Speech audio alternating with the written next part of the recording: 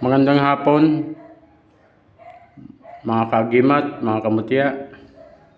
Eto na naman po ako, si Pepeng Agimat TV, para magbahagi sa inyo ng kaunting kaalaman tungkol sa mutya o agimat.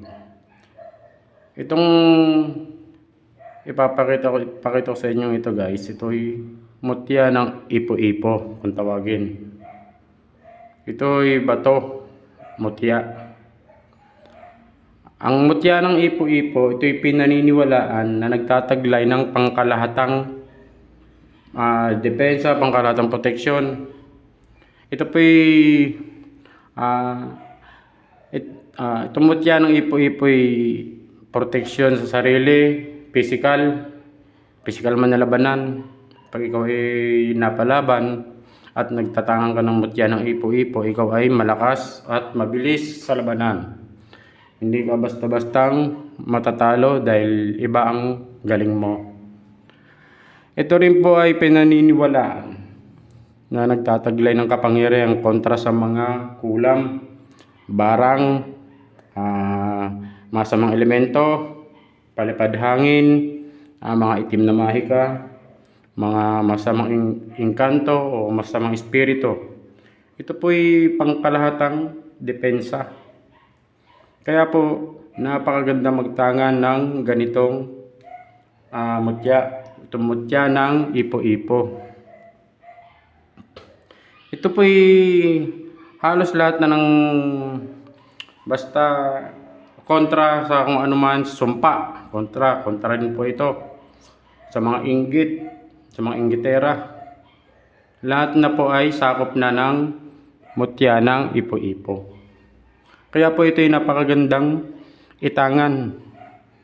Dahil ito ay nagtataglay ng kapangyarihan, physical o spiritual man na digmaan. Kaya po, kung kayo'y magkakaroon nito, kailangan iyon ay inyong aalagaan na huwag mawawala o huwag nyong pamimigay. Sayang eh. Gaya nito, ito po'y iisa lang.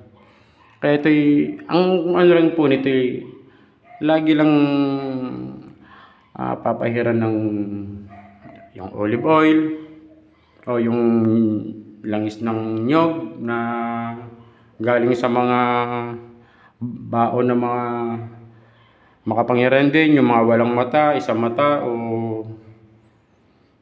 apat ang mata o ano man na baon ng nyog. Yun po ay yung mga ganong langis na magandang laging ipang punas bilang pakain na rin sa mga mutya.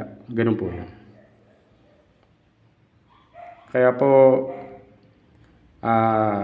ito po ay magandang gamit, mutya ng ipo-ipo. Salamat po sa mga nag-subscribe, sa mga nag-like and share. Sana nga pala mayroon kayong natutunan sa hapong ito, sa aking mga sinabi tungkol dito sa mutya ng ipo-ipo. Hanggang dito na lang po at magandang hapon.